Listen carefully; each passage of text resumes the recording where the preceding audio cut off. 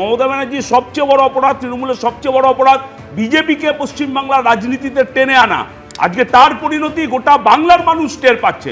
এবং এই যে তৃণমূল বিজেপি দুজনে মিলে কখনো ধর্মীয় সংখ্যালঘু কখনো সংখ্যাগুরু, সেই মানুষকে ভোটার হিসাবে তাদেরকে চিহ্নিত করে যে রাজনীতি করছে, আমি আবারও বলছি, তাতে মূল ইস্যুগুলো আড়াল হয়ে যাচ্ছে, ভুল ইস্যুগুলো সামনে চলে আসছে। এই যে প্রাথমিক স্কুল, সমস্ত স্কুল বন্ধের মধ্যে প্রাইমারি স্কুল সবচেয়ে বেশি বন্ধ হয়েছে। গরিব মানুষের ঘরের ছেলেরাই সরকারি স্কুলে পড়তো। তৃণমূলের জন্যই বিজেপি রাজ্যে এতটা জায়গা পেয়েছে। কাকে বলছেন? আমাকে? হ্যাঁ, এই আবার এটা প্রশ্নের মতন প্রশ্ন নেই। আমি বলছি তো, আরএসএস এর বি টিম একটা সোনার ছেলে, একটা বেয়ারা ছেলে। বিজেপি হলো যদি ঘরের ছেলে, বেয়ারা ছেলে হলো তৃণমূল, দুজনে মিলেই পশ্চিমবাংলায় ভোট ভাগাভাগি করছে। আমি অনেক কথা শুনলাম, একটাই কথা বলি যে এই পশ্চিমবাংলায় যে গজিয়ে ওঠা ব্যাঙের ছাতার মতো ইংরেজি মাধ্যমে যে স্কুল তৈরি হয়েছিল, যেগুলো একদম স্ট্যান্ডার্ড স্কুল না নয়, এটা হয়েছিল শিক্ষানীতির জন্য। আবার এই আমলে এসে আমরা দেখলাম যে ৮,০০০ স্কুল যখন বন্ধ হচ্ছে, তখন ৮,০০০ মাদ্রাসা চলছে আর ১৬,০০০ খারিজি মাদ্রাসা চলছে। সরকার তা মাদ্রাসা তার অনুমতি আছে, কিন্তু খারিজি মাদ্রাসা অ্যাড করতে চাইবো। হুমায়ুন কবির তিনি কিন্তু বলেছেন যে মমতা বন্দ্যোপাধ্যায়ের আমলে আরএসএস এর সংখ্যা অনেকটা, মানে শাখার সংখ্যা অনেকটা বৃদ্ধি পেয়েছে, প্রায় ১০,০০০। সেটা মমতা ব্যানার্জির কোনো আনুকূল্যে নয়, আরএসএস এর নিজের বলে নিজের দমে হয়েছে। যদি মনে করেন উনি বন্ধ করবেন, উনি চেষ্টা করে দেখুন না, উনি চেষ্টা করে দেখুন না। 1925 সালে,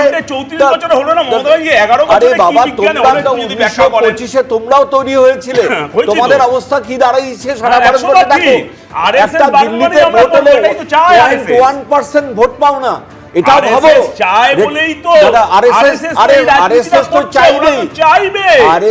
চাইবে নির্মূল করতে।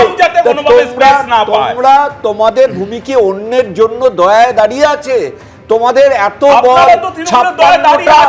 56টা মার্ক্সবাদী দল, 56টা মার্ক্সবাদী দল, তোমরা তো এখন সিপিএম, সিপিআই, লিবারেশন আর সবাইকে এক জায়গায় আনছো, তাও পারছো না। কেন পারছো না? কারণ দেশের মাটির সঙ্গে তোমাদের সম্পর্ক কেটে গেছে, তাই পারছো না। তোমরা যে সোভিয়েত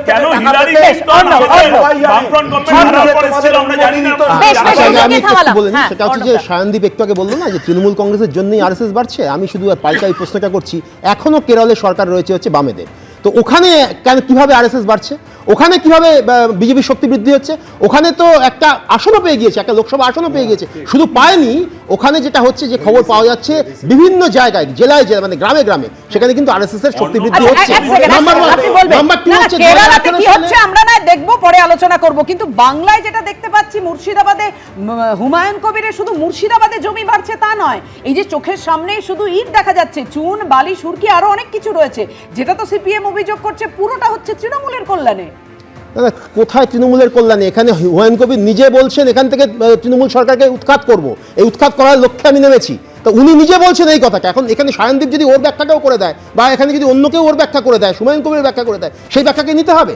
ত্রিপুরায় কি হলো? ত্রিপুরায় এখন ওখানে 25-30 বছর সরকার চালানোর পর, অতগুলো টার্মের পর ওখানে তো সরে গেল। সরে যাওয়ার পর 18 সালের পর থেকে ক্রমশ ওখানে শক্তিক্ষয় হয়েছে বামেদের, এবং সেখানে কিন্তু বেড়েছে হচ্ছে আরএসএস বিজেপি বেড়েছে। তার মানে গল্পটা এইটা নয়, গোটা পৃথিবী জুড়ে যে আল্ট্রা রাইট উইং যে উত্থান হয়েছে, সেই উত্থানের একটা অংশ হচ্ছে ভারতবর্ষে আরএসএস, এবং আরএসএস যে উত্থান, এই উত্থানটাকে শুধুমাত্র আপনি ঘাড়ে চাপিয়ে দেবেন। তাহলে আমি একই সঙ্গে মনে করিয়ে দিই, 80 দশকের শেষে কেন শহীদ মিনার ময়দানে বাজপেয়ীজির সঙ্গে মিটিং করেছিল হচ্ছে,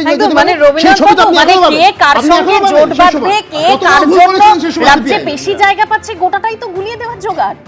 দেখুন, কালকেও বলেছি, আজকেও। প্রথম আমি একটা অর্ণবের কথা বলি, যে ওই যে সুশান্ত ঘোষ ইত্যাদি যাদের নেতাদের কথা বললেন, মজিদ মাস্টার ইত্যাদি, দেখুন, মানুষ পছন্দ করেনি বলেই তাদেরকে সরিয়ে দিয়েছে।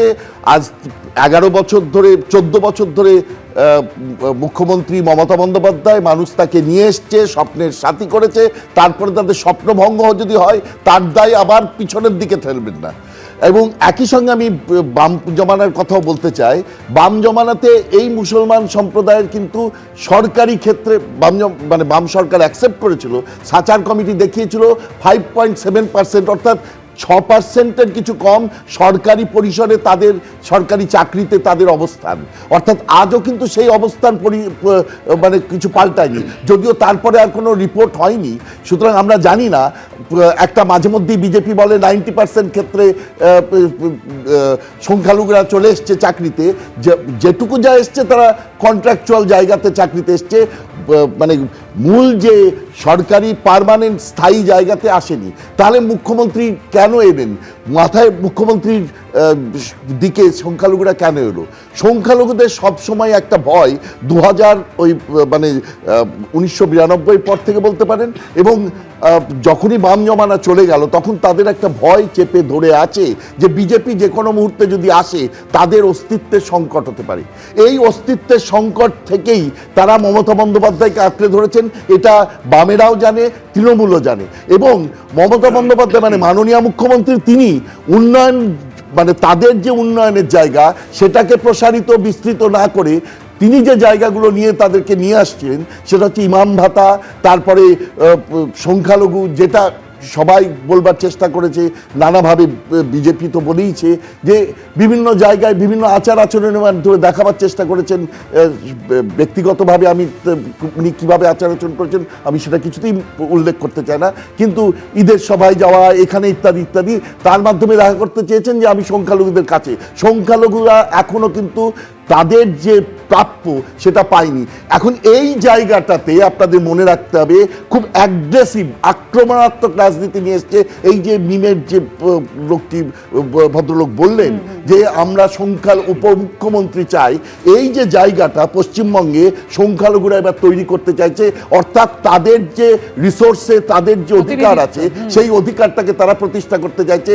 এবং সেইখানেই মানে তৃণমূল তথা মুখ্যমন্ত্রী তথা অভিষেক বন্দ্যোপাধ্যায় এরা সবাই ভয় পাচ্ছেন, বা তারা সিঁদুরে মেঘ দেখছেন, ভয় পাচ্ছেন না বললেও সিঁদুরে মেঘ দেখছেন যে সেই ভোটটা তাহলে একজোট হচ্ছে, কোথায় যাবে, কিভাবে তৃণমূলের উপর প্রভাব বিস্তার করবে, এই জায়গাটাই কিন্তু দাঁড়িয়ে আছে। আসলে তাহলে রবীন্দ্রনাথ বাবু বলছেন ভোটটাই সত্য, এবং সেখানে কখনো সংখ্যালঘুদের আঁকড়ে ধরে রাখা কিন্তু আদতে তাদের উন্নয়নের কথা ভাবা নয়, আবার কখনো হিন্দুত্বের প্রচার করা কিন্তু আখেরে তাদের ভালো চাওয়া নয়, তাই তো যেটা রবীন্দ্রনাথ বাবু বলতে চাইছেন। কিন্তু দেখুন, এই যখন হিন্দুত্বের কথা এলো, সোমবার অর্থাৎ আগামীকাল নিউ টাউনে দুর্গা অঙ্গনের ভিত্তিপ্রস্তর স্থাপন করবেন মমতা বন্দ্যোপাধ্যায়।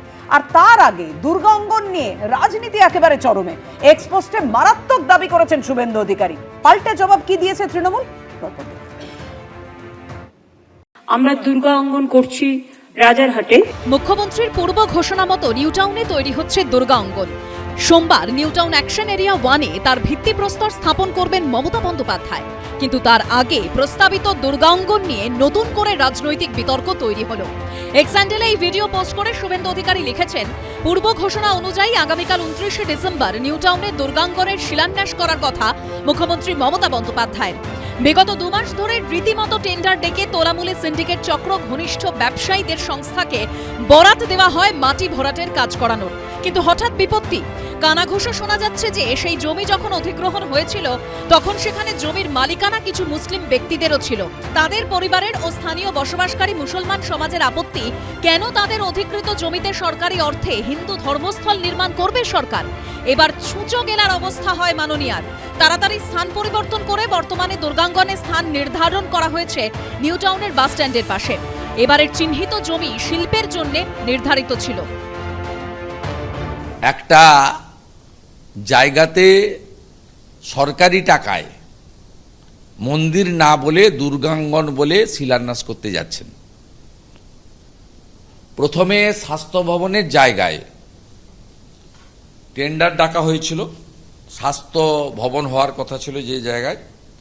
তারপরে সেই জায়গা থেকে সম্ভবত মুসলিমরা আপত্তি করেছে, বা ঘরের ওই আপনার যারা জায়গা দিয়েছেন তারা আপত্তি করেছেন। শুভেন্দু অধিকারী নিজেই প্রমাণ করলেন যে আসলে ধর্মটাকে নিয়ে ওনারা রাজনীতি করেন।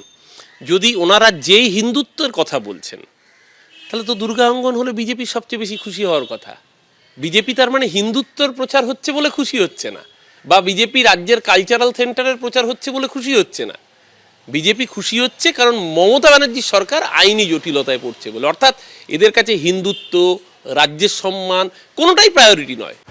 আগামী বছর রাজ্যে বিধানসভা ভোট, তার আগে কার্যত শুরু হয়ে গেছে ধর্মযুদ্ধ। শিবাশিস মৌলিক ও অনির্বাণ বিশ্বাসের রিপোর্ট, এবিপি আনন্দ। এবিপি আনন্দ, এগিয়ে থাকে, এগিয়ে রাখে।